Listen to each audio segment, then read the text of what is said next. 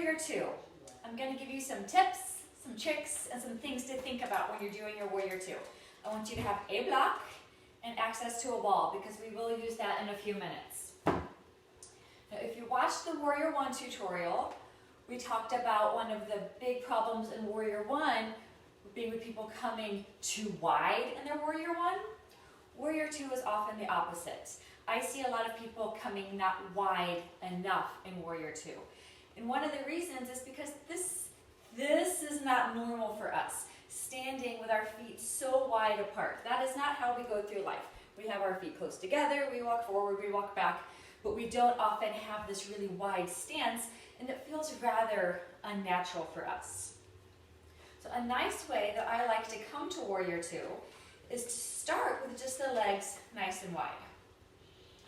Coming wide enough that you're feeling a pretty good stretch here, not so far that it hurts. And then turn left toes forward. Your right toes just slightly in, your heels are in one line, then you're going to find that bend into the front knee. Now we want this knee to not come further than the middle of the foot, about above the ankle, but we don't want it to really hinge forward there. You want to be able to plant this back heel down. So or the side of the foot, the pinky toe side of the foot. If that side of the foot is popping up and you can't plant it down, then maybe you do need to come just a little bit shorter. Now, if you just don't have much of a bend at all here in your knee, come wider, come wider, come wider, come wider until you can really bend there into that knee. Now, before we even add the arms, because we work face to face. So you start at the feet, you work all the way up. So take a look there at that front foot. You should be able to see your big toe. If you can't see your big toe, if your knee is falling in, then make sure you pull it out towards the outside of the mat so that you can spy that big toe. That's really important because that's putting a lot of pressure on the knee when we have it falling in that way. So everything there is nice and strong. Belly button in, low ribs in. You don't want to fall into a back bend. So nice strong core here. And whenever you're ready, you can breathe the arms open. And typically in Warrior Two, we look out over that front hand. Now, I like to tell people to always take a peek back. Check what that back arm is doing, because half the time, it's here, or it's here, or it's here.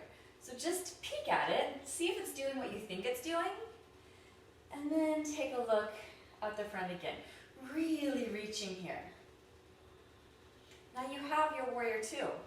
Now some things that tend to happen here are once we add the arms, that knee falls in. So make sure it comes back and you can still see that big toe. Are you squeezing your shoulders up to your ears? Sigh them down. See how far they fall. Let the shoulders relax. Let's switch to the other side. Finding your base first. Now another problem we have here is that some people tend to come way too far down. They do have their feet way too wide.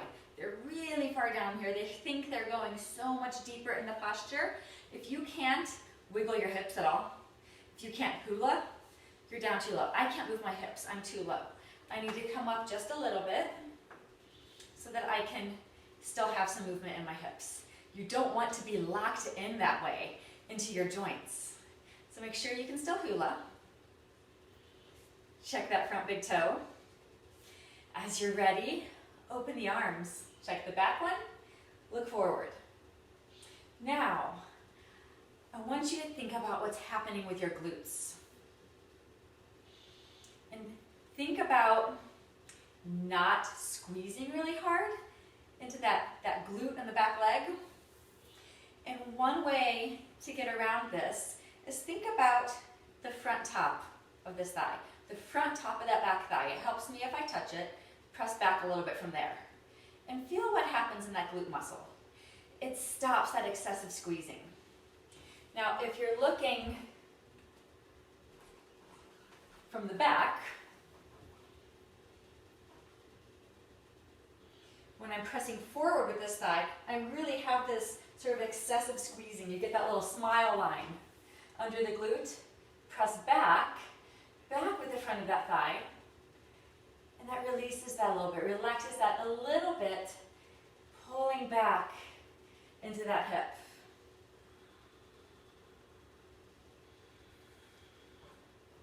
But give yourself just a few moments here to play around with your warrior two, thinking about those things.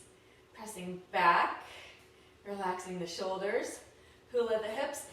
It's a lot to think about, but see where sort of your problem lies.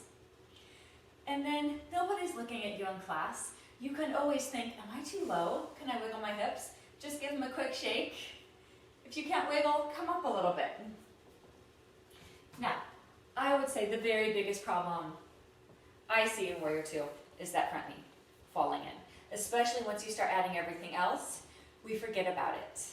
Now, especially when you start adding any sort of movement into your warrior, once you start adding all this, that knee just, you forget about it. It just falls in. So a good way to practice this and create a little bit of muscle memory for yourself is to take this block, coming to the wall, and this block is going to come right on that bony part of your knee. And you're going to scooch that foot up to the wall, and that bony part of your knee is coming right into the center of that block. And you're going to hold it there. You can just bring your palm to the wall. Just breathe, relax your shoulders down. Now you can't wobble this knee around or the block's going to fall. And really start playing here. Give yourself a reverse warrior. Lots of times when we reverse in the middle of the room, that knee tends to follow us. We lose that bend and we come up. This is going to help us glue those legs in place. They're staying put. And then often from here, you're asked to find a side angle. And again, the knee lots of times will flop in there, but not now because you're holding a block. So this is a really great drill. Mine's even wobbling right now, to find that muscle memory. Play with your warrior two, hold this block. You'll find that your leg is a lot more engaged when you're pressing against this block, and you'll see just how hard you actually do have to work in this pose in order to keep that knee safe. So those are my tips and tricks for Warrior Two. I hope they helped you out.